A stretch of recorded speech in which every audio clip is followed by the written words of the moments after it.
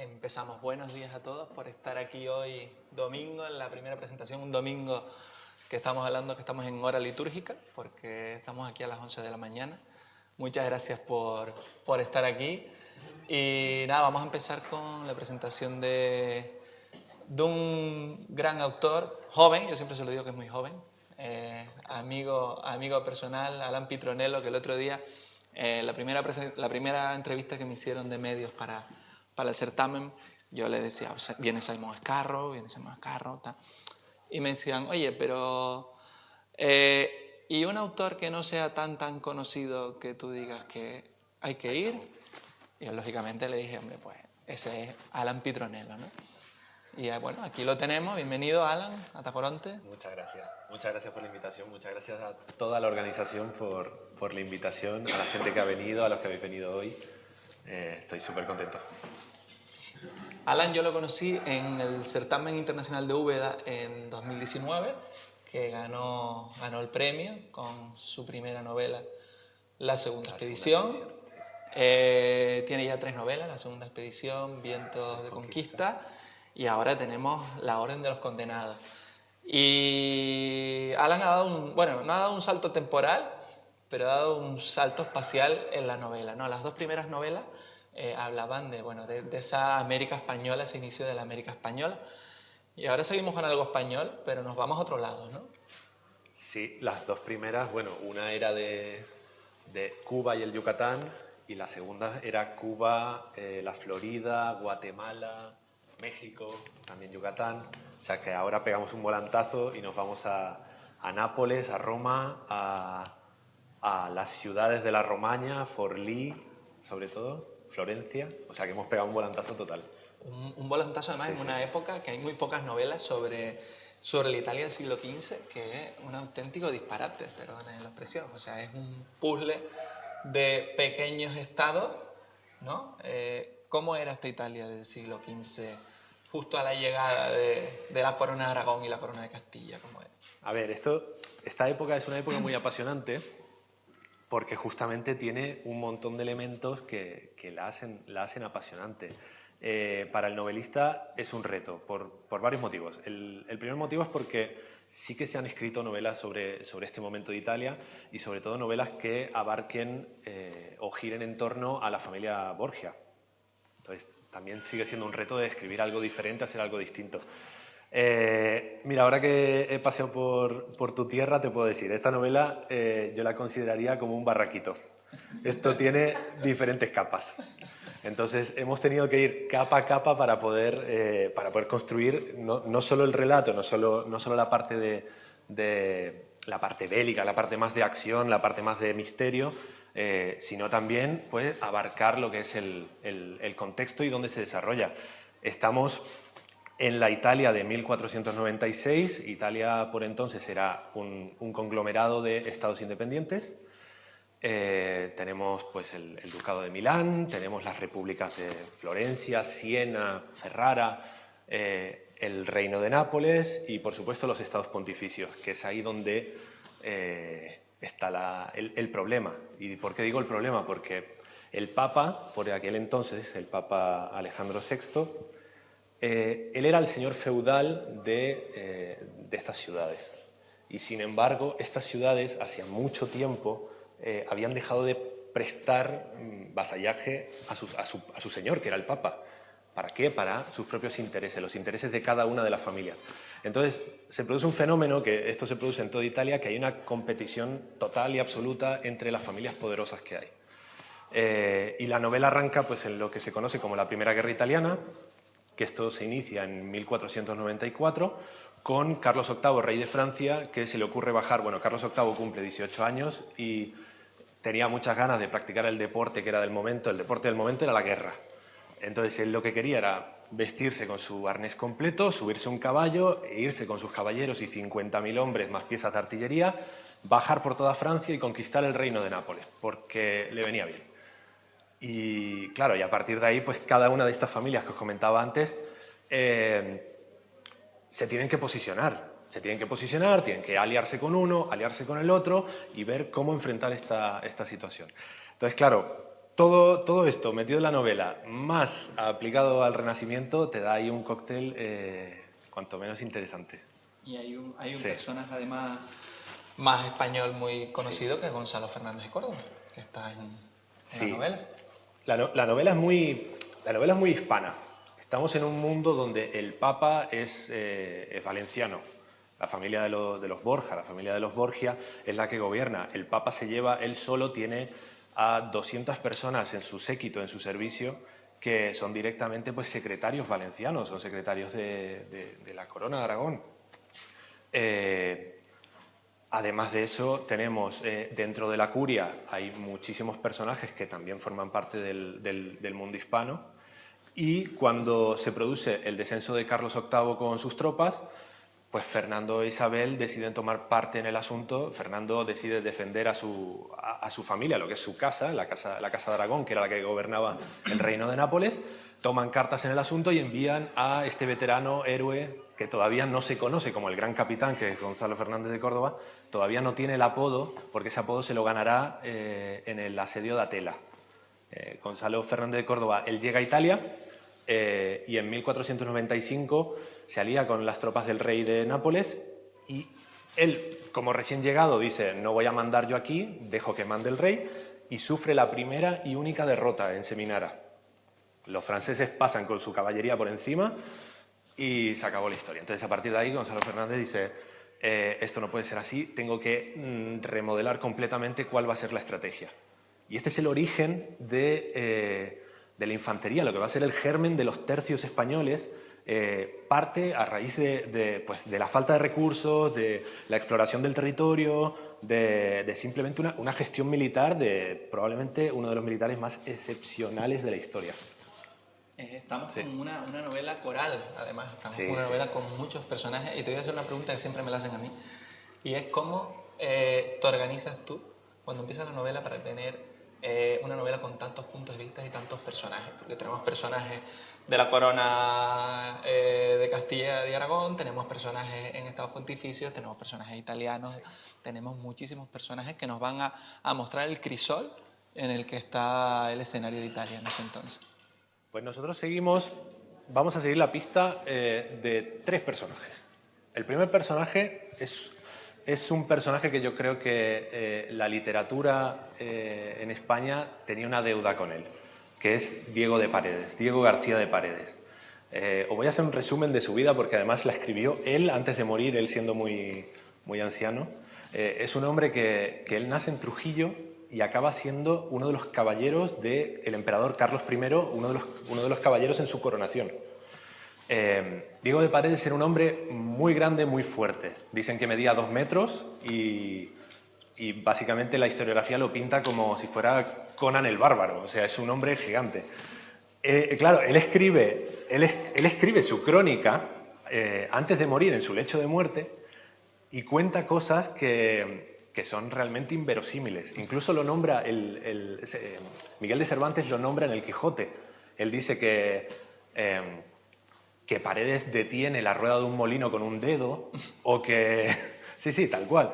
O que, por ejemplo, su madre estaba enferma en su cama y el cura no quiso ir a darle la bendición a su casa, entonces él va a la iglesia, coge la pila bautismal con toda el agua bendita, o sea, una cosa que pesa 1 tonelada, y se va hasta su casa. O sea, son ese tipo de crónicas que van contando. También se cuenta que él, por ejemplo, cortejaba a una muchacha de una calle y para poder besarla arrancó la reja de la celosía.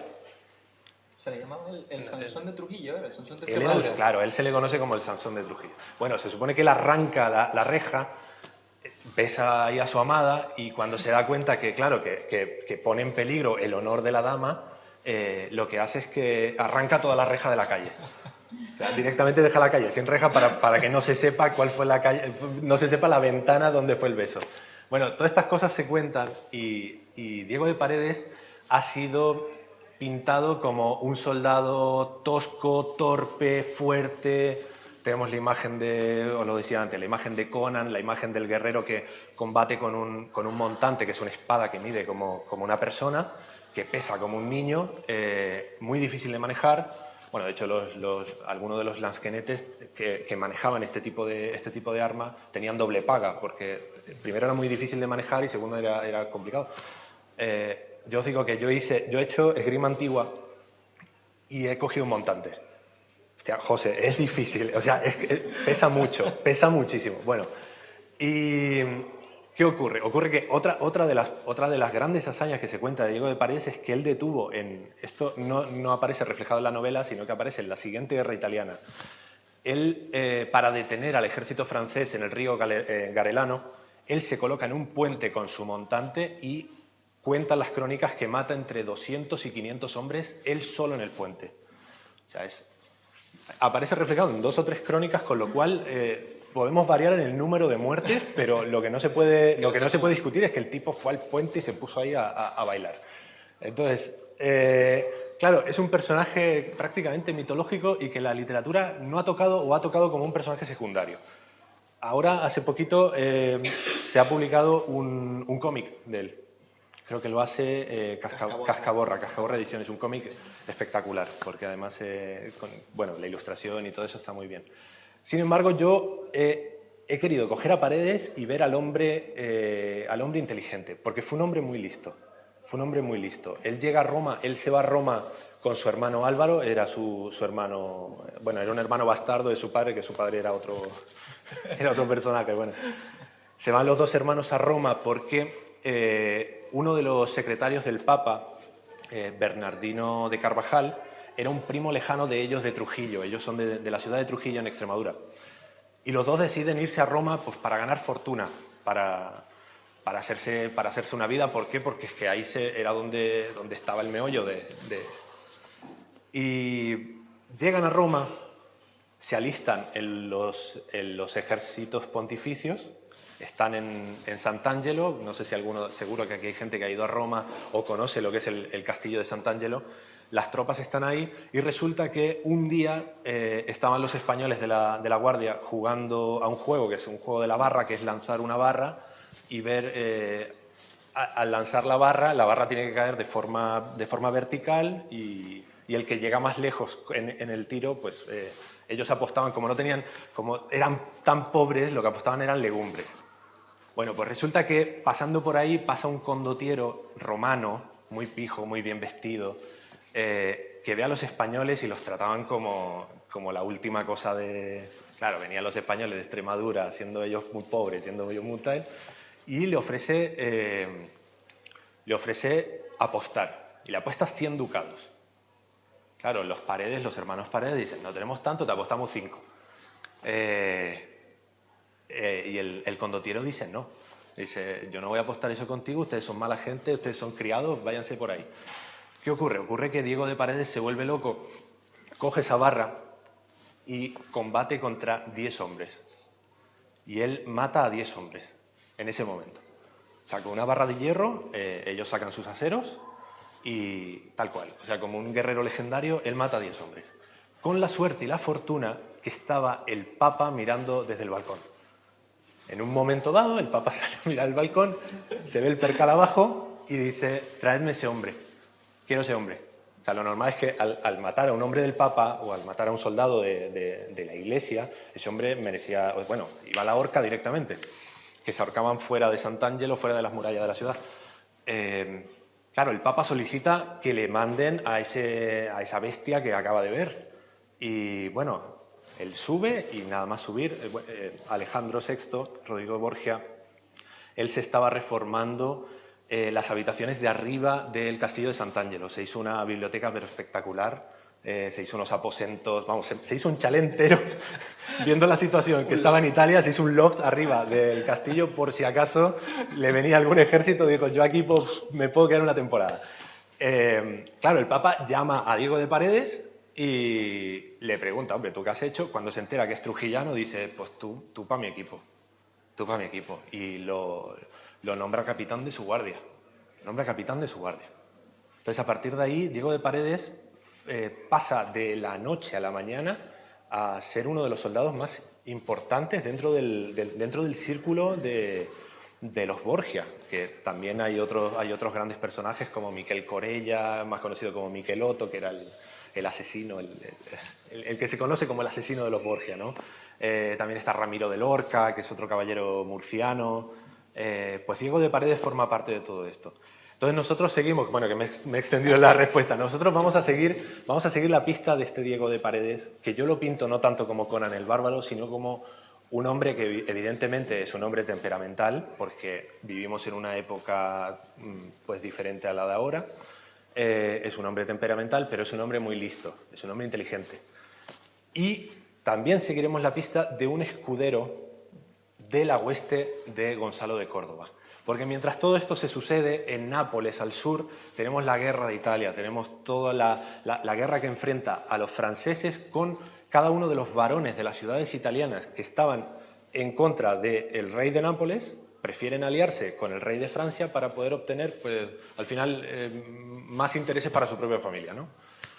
Y ahí es donde están los españoles intentando conquistar plaza a plaza, una a una, con pasitos cortos, pero imbatible, porque Gonzalo de Córdoba, vamos, la novela arranca con el asedio a Laurino, que Laurino es... Ahora no queda nada del castillo de Laurino, pero Laurino estaba enclavado en una montaña y realmente era muy difícil de tomar. Gonzalo de Córdoba se transforma en un especialista en la toma de plazas.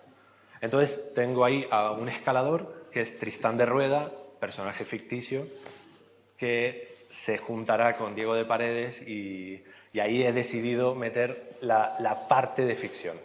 Y os quiero explicar una cosa. Bueno, antes de que me sigas preguntando, la parte de ficción. Perdonad. Parte de ficción. Yo es que, a ver, a mí me gustan las novelas históricas, José. Me encanta la novela histórica. Pero también me gusta que haya cierta elasticidad en la ficción. Con esto no quiero decir que uno se salte o que te salgas del margen. O sea, yo como licenciado en Historia no me quiero salir del margen, evidentemente. Pero sí que juego con dos asesinatos que ocurrieron durante esa época. Uno es el de Gentile Virginio Orsini, que era el duque de Bracciano y uno de los enemigos de la familia Borgia. Y el segundo es el asesinato de Juan Borgia, que el hijo del Papa, el hijo mayor del Papa, que durante mucho tiempo se ha hablado de que fue su hermano César el que lo asesinó y tal, eso ya lo comentaremos luego. Con esos dos asesinatos, de los cuales se desconoce absolutamente la autoría, yo creo a un antagonista común, que es el toscano. Y a partir de ahí surge la Orden de los Condenados, que es lo que tiene que descubrir este Diego de Paredes con su compañero Tristán de Rueda. Cuando conocí a Alan en 2019, dije, Alan va un paso más allá, porque yo me voy a los sitios, me documento, pero cuando Alan me dijo, no, yo me puse a practicar esgrima antigua para saber cómo se sentían los que estaban luchando, ¿no? Entonces, eso a mí me alucinó de Alan. Yo te iba a hacer la pregunta, justo, de La Orden de los Condenados. O sea, es una novela histórica, pero una novela de aventura, una novela de intriga. ¿Qué nos dirías tú? Bélica también esto, tiene. Como te lo decía, esto es un barraquito. Aquí hay novela bélica, aquí hay novela de misterio. También aprendemos del Renacimiento. El Renacimiento, que toda la vida lo hemos aprendido a través del arte, el Renacimiento en realidad fue un movimiento minoritario. Fue un movimiento minoritario, fue un movimiento para las élites, para los artesanos, para los grandes señores que contrataban a estos artistas. Pero en realidad el pueblo llano vivió una época de guerra, de hambruna y de fuego y sangre. O sea, tremendo. Entonces esta novela, digamos que juega con todo eso. Y además le vamos a agregar otra cosa todavía, que es el debate del neoplatonismo. Que es decir, que se debate si realmente el hombre como tal, al ser una creación divina, si nosotros somos emanados de esa divinidad, también tenemos una parte de Dios. Por lo tanto, nosotros también somos Dios. Entonces, ahí sí que surge todo un debate intelectual que gira en torno a la curia y que también gira un poco en torno a esa trama que yo meto de la Orden de los Condenados y de estos asesinos. Antes hablaste de los Borgia. Alan vivió en Valencia. ¿Tuvo que ver el tema de los Borgia Valencia para empezar a investigar en esta nueva novela? A ver, los Borgia siempre apasionan. Es una familia que sí que es verdad que le han hecho mucho daño a los Borgia. El daño comenzó con la literatura francesa, con Victor Hugo y con Dumas. Y con Dumas, eso es. O sea, no existe ninguna otra familia en la que se aglutine que Rodrigo de Borgia, César y Lucrecia son, son la representación de todo lo malo, pero absolutamente todo lo malo. El incesto, la lujuria, la locura, el crimen. Sin embargo, ellos solamente son el reflejo de una sociedad en la que todos los señores hacían lo mismo.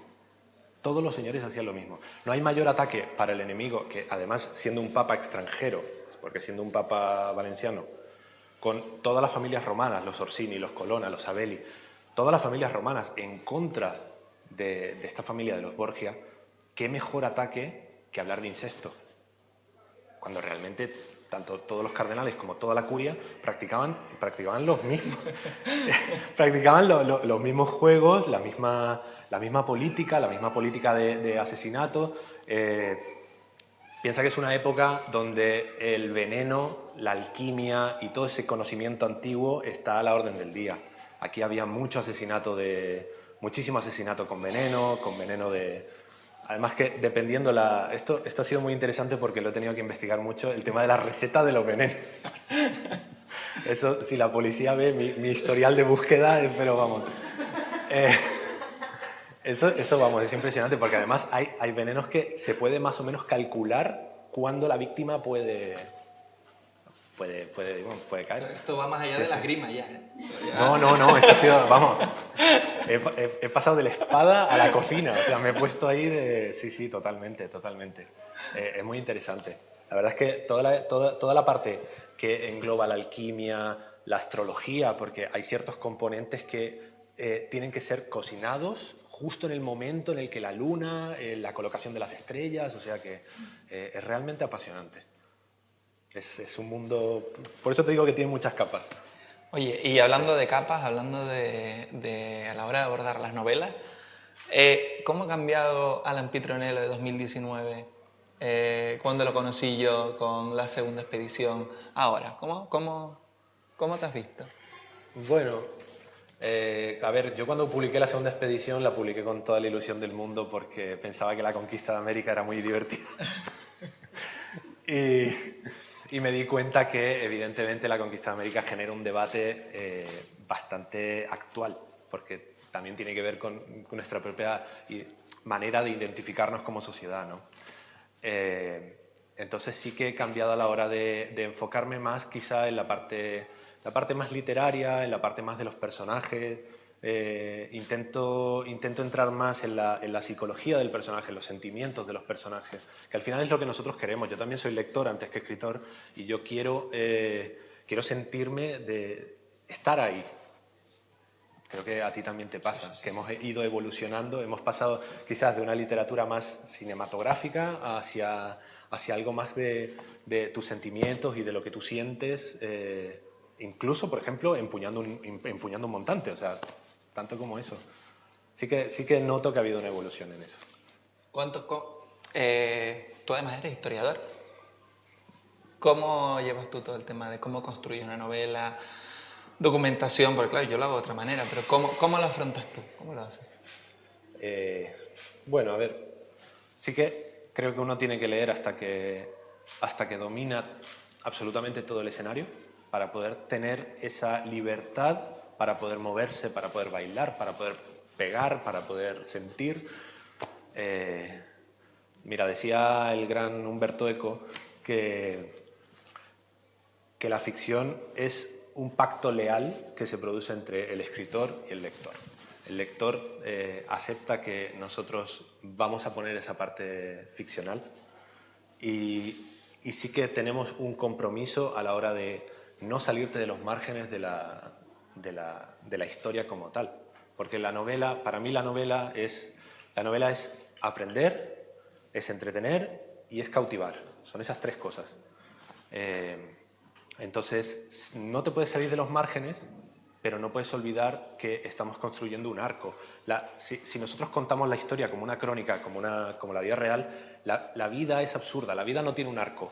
O sea, un arco me refiero a un arco de guión. No hay un inicio, un desarrollo y luego un final con un clímax. Nosotros tenemos que desarrollar ese arco, y ese arco, la única forma de poder desarrollarlo es a través de la ficción, no hay otra.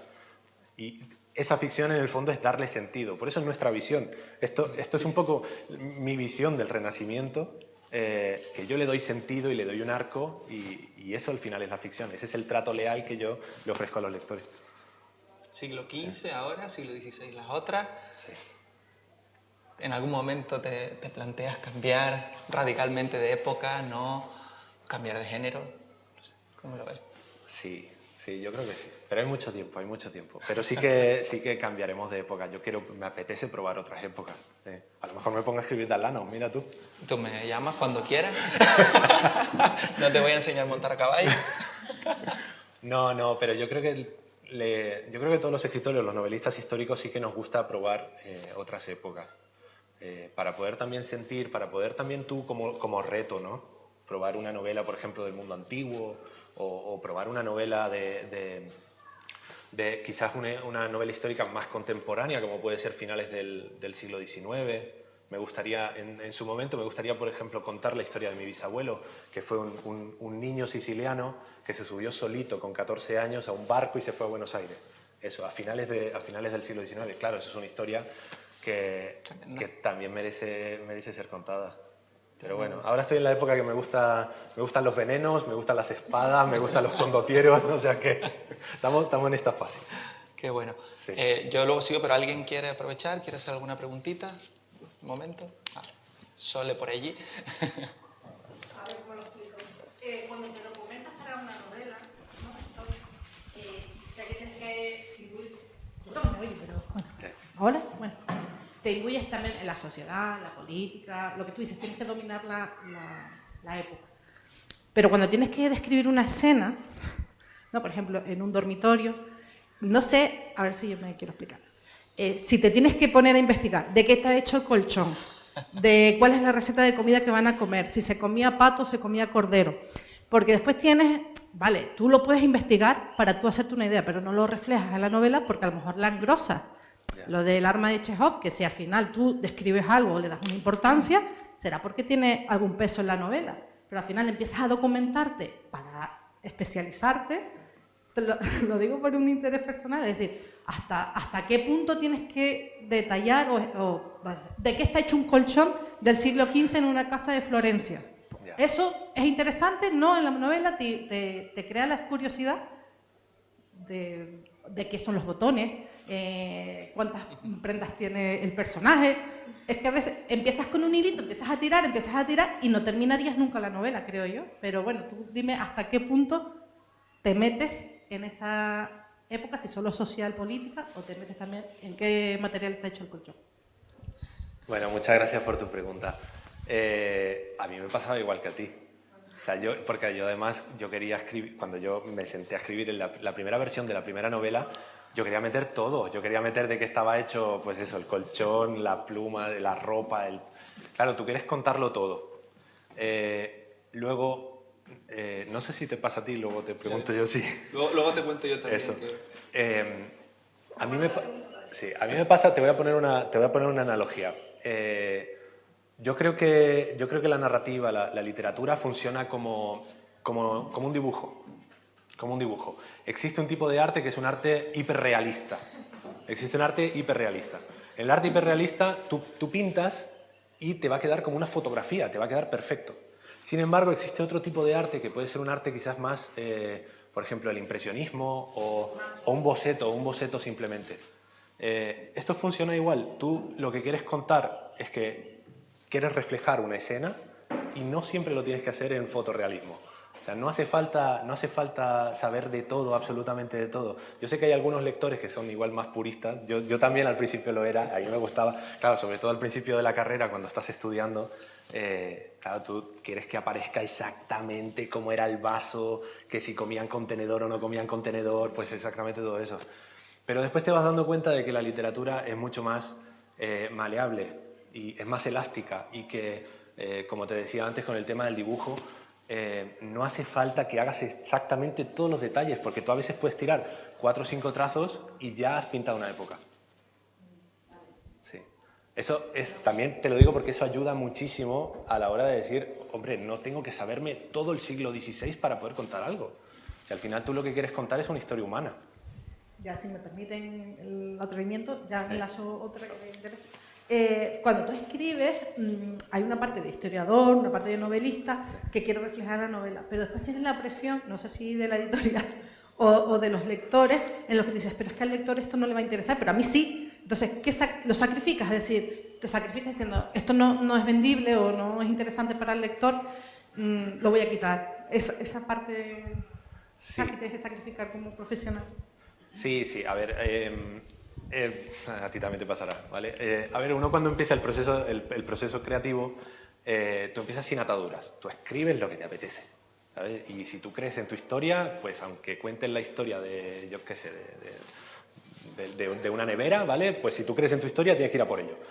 Ahora sí que es verdad que evidentemente hay ciertas barreras comerciales, hay ciertas cosas que no venden tanto, hay ciertas cosas que igual interesan a un público más minoritario y depende un poco de cuáles son tus objetivos como escritor y si quieres mantenerte en una editorial o si quieres apuntar hacia otra editorial. Tienes que saber un poco elegir de qué temas hablar. Pero lo importante al final es que tú tengas el compromiso con tu historia y que tu historia sea una historia honesta, que no sea una... Si tú crees en eso, pues hay que escribirlo y ya está. Nada, tío, Yo te muchas voy a gracias. aprovechar Sí. solo, yo te voy a comentar la primera, Venga, que me la del interesa. colchón. Eso tendría que dejarlo para después, ¿no? ¿Lo dejas para después? Total, Yo luego me la hacemos guardo también si quieres. como quieras. Mira que te voy a preguntar del material de colchón. ¿Hay más que me pregunta? Yo tengo un comentario, porque lo que estás contando es muy interesante, pero has hablado como conceptos básicos, teniendo en cuenta que estamos en el Renacimiento, Italia, España, hay un Sansón, hay un gran capitán, tienes al rey de Francia, estás hablando de educación y hablas todo como un dibujo y un barraquito. La novela no me parece tan gruesa como para que quepa todo eso y sin embargo yo en este momento la estaría definiendo como Disney en Tenerife. Me explico, estás hablando de los dibujos, tú sabes que el Disney precisamente su concepto cuando nació, el de Walt Disney que está ahora ahí criogenizado, era educar enseñando, el edutainment inglés, que es justo lo que estabas contando de cómo lo que pretendes con la novela. Y con eso de las capas, más que barraquitos, como Tenerife, porque tienes que llevar en la mochila el bikini, la chola, la chaqueta, el jersey, la bufanda y todo junto. Y todo eso cabe ahí y no nos vamos a perder. Bueno, a ver, es muy buena la pregunta. La pregunta Penélope. Esa es la pregunta, sí, totalmente, totalmente. Está intentando hacer como Santiago Castellano, que gana un minuto para contestar a las respuestas, ¿sabes? Yo creo que eso creo que entra dentro de la pericia del escritor. Creo que, a ver, yo estoy empezando, son 3 novelas, estoy arrancando. Es ¿3 novelas? Hombre, ¿3 novelas? me comparo con Simon Scarrow y mira tú. Hombre, con Simon todos creo que lo llevamos muy mal. Entonces yo creo que eso entra dentro de la pericia del escritor de poder Simon contar... en un sí, año escribe tus 3 novelas. Simon Lo dije escribe- ayer. Sí, sí, es verdad que lo ha dicho. Mira, Simon ha hecho... En, En un año... en 7 tiene tu meses carrera. ha hecho mi carrera. No pretendíamos decirlo, No, yo creo que entra dentro de la pericia del autor el hecho de poder contar todo eso en lo que son los ladrillos de nuestra construcción. Los ladrillos de nuestra construcción son los párrafos. Entonces, si tú logras contar en un párrafo más cosas de lo que solamente contaría un párrafo simple, que eso es, estoy hablando aquí simplemente de literatura, creo que puedes contar muchas más capas y puedes contar más cosas. También sirven otro tipo de técnicas como poder saltar de un personaje a otro, por eso es una novela coral, saber seleccionar qué personajes son. Antes os contaba que seguíamos la pista de Diego de Paredes, pero también seguimos la pista de Gonzalo Fernández de Córdoba, también seguimos la pista de César Borgia. Entonces yo creo que cogiendo un poquito de un lado, cogiendo un poquito del otro, al final te hace un bosquejo general. La magia se produce cuando esto se fusiona con la lectura de vosotros, porque es el lector el que te completa la magia. O sea, nosotros hacemos Sí, sí, sí. una mitad y ya a partir de ahí vosotros completáis la novela. Hay huecos que van a ser completados por ellos mismos. Así funciona. Y la otra cosa que me parece muy original en el momento que vivimos es que hablas de una novela coral, un montón de situaciones espaciales, tiempos espaciales diferentes, un montón de personajes y no hay ninguna mujer. Vas en contra del mundo. Bueno, aquí me voy a defender porque las otras dos novelas sí que están absolutamente coprotagonizadas por mujeres. Siempre los personajes femeninos son personajes difíciles conforme vas trabajando la época, porque tienes que hacerlos verosímil. A mí me encantaría ser una heroína de Marvel, no es posible, evidentemente. Pero me voy a quedar con dos personajes femeninos que aparecen en la novela. Un personaje femenino es Vanozza Catanei. Vanozza Catanei fue la amante de Rodrigo Borgia. Esta mujer, que fue la que le dio sus 4 hijos más célebres, Juan, César, Jofre y Lucrecia, esta mujer recibió muchos regalos por parte del Papa, recibió mucha fortuna por parte del Papa. Sin embargo, ella, ¿qué fue lo que hizo? Ella no se lo ahorró. Ella lo que hizo fue comprar locales. Empezó a comprar locales por Roma. Y todos esos locales los transformó en albergues y posadas. Y así a lo largo de todos los años, cuando ella cumplió una edad y el Papa, Rodrigo de Borgia acabó con 74 años teniendo de amante predilecta a Giulia Farnesio, que Giulia Farnesio tenía 15 años. Entonces, claro, cuando Vanozza Catanei ya era una mujer con una edad avanzada, ella tenía un imperio hotelero. O sea, Roma se llenaba de peregrinos y ella ganaba, pero ganaba una fortuna. Entonces sí que aparece el personaje de Vanozza, porque el personaje de Vanozza es la consejera de su hijo César. Y a mí me parece un personaje muy fuerte. Desde la posición en la que le tocó jugar, ella jugó sus cartas con mucha maestría. Y el segundo personaje es un personaje que para la historia no tiene nombre y yo le he dado nombre, le he dado voz. Yo la he nombrado María, es una extremeña que se lleva Juan Borgia. Juan Borgia conoce en una taberna, conoce a una mujer extremeña y se la lleva como concubina a Roma. Se ve que tienen ahí un amorío, pero resulta que al llegar a Roma, ella era una joven muy, muy hermosa, al llegar a Roma se la obsequia al padre. Así cuentan las crónicas. Y luego no aparece nada más de ella. Aparece como que fue una de las amantes de Rodrigo Borgia y ya está. Y es un nombre olvidado. Es una mujer extremeña, que es lo único que se sabe, que acompañó a Juan Borgia y ahí quedó. Y me pareció interesante ponerla como un personaje que para el novelista eso es oro, porque no tiene nombre, le puedes dar tú el nombre y le puedes dar tú pues toda esa historia, todo ese trasfondo. Y me parecen dos personajes que son apasionantes. O sea que sí, aparecen chicas, sí. Vale, gracias. Buena respuesta. De todas maneras, con ese oro que tenías, coño, María, haber buscado otro nombre más bonito, ¿no? Que María muy poco original. A ver, eso es muy fácil. Yo encontré una tesis doctoral de verdad, esto es cierto. Hay una tesis doctoral de la Universidad de Sevilla sobre los nombres más comunes para varón y para mujer en el siglo XVI, en el siglo XV y siglo XVI. Y vamos, prácticamente el 90% comparten los mismos nombres. Sí, sí. Y una pregunta con lo que has dicho ahora. Pues yo generalmente no suelo coger muchos personajes históricos. También es verdad que en la época en la que trato yo es difícil saber de qué va el colchón. La tuya es más fácil, ¿no? O sea, tú como historiador tienes... Yo no soy historiador, puedo hacer un poco lo que me dé la gana, pero tú como historiador, a la hora de trabajar un personaje histórico potente, un Borgia, un Gonzalo Fernández de Córdoba, ¿te da mucho respeto? Dices, me quito la chaqueta de historiador y ahora soy novelista y voy a coger y voy a poner Gonzalo Fernández de Córdoba como un Marvel. ¿Cómo lo haces? ¿Cómo lo ves? Sí, al principio daba respeto. Ahora ya le he ido perdiendo el respeto ya poco a poco. Pero porque ya cogen la técnica. Y la técnica es que tienes que leer casi todo lo que haya a nivel crónica. Tienes que leer todo lo que haya para tú intentar acercarte a un perfil de persona. De cómo era, por las decisiones que ha tomado, intentas trazar ahí un perfil, como si fuéramos detectives, ¿no? Para trazar el perfil del sujeto y darle voz, que eso es una cosa que que dé respeto, o sea, me sigue dando respeto, por supuesto, porque tú también tienes un compromiso con los lectores y un compromiso con la gente que sabe. Hay mucha gente vamos, César Borgia, por ejemplo, o Rodrigo Borgia, han sido tan sumamente estudiados a lo largo del siglo XX, de toda la historiografía del siglo XX, que sí que da respeto. Pero tú confías en que todo lo que has leído y el perfil que tú has trazado del personaje es correcto. Es correcto y es verosímil, que eso es importante. O sea, que pudo haber sido. Esto no deja de ser mi visión de este mundo, no es la verdad absoluta del Renacimiento. Entonces, pudo haber sido, es verosímil, sí. ¿Alguna pregunta más? Por aquí. ¿Sí? No, Lucía. Prepárate. Bueno, como estabais hablando de una novela coral y además varios de los personajes corales que aparecen son históricos, la mayoría. De hecho, el único ficticio de los protagonistas es Tristán de Rueda, podría ser. Yo quería preguntarte cuál ha sido de los personajes históricos que más te ha gustado tratar y que más te ha gustado ponerle voz.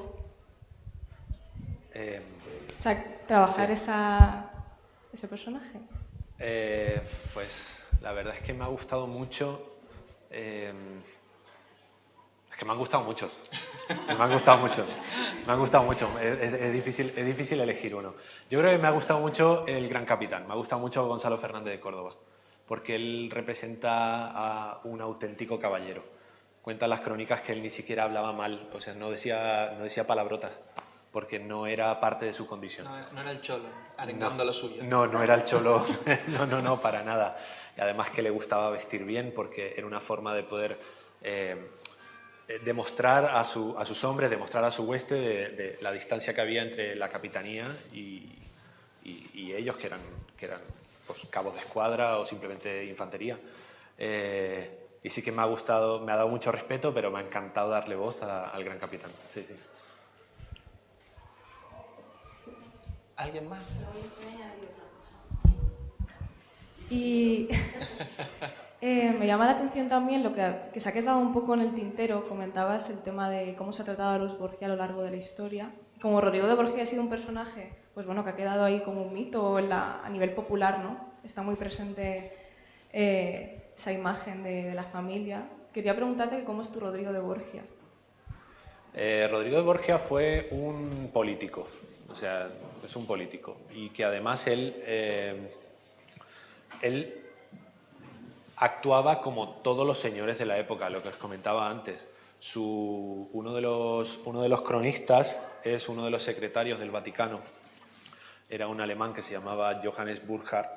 Él cuenta pues, ciertas historias, como por ejemplo esto del baile de las castañas, que lo que hacían era que la curia romana pues, llenaba uno de los palacios o los aposentos Borgia, se llenaban de concubinas y tenían que bueno, tú que sabes de castañas, las concubinas tenían que recoger castañas en el suelo desnudas.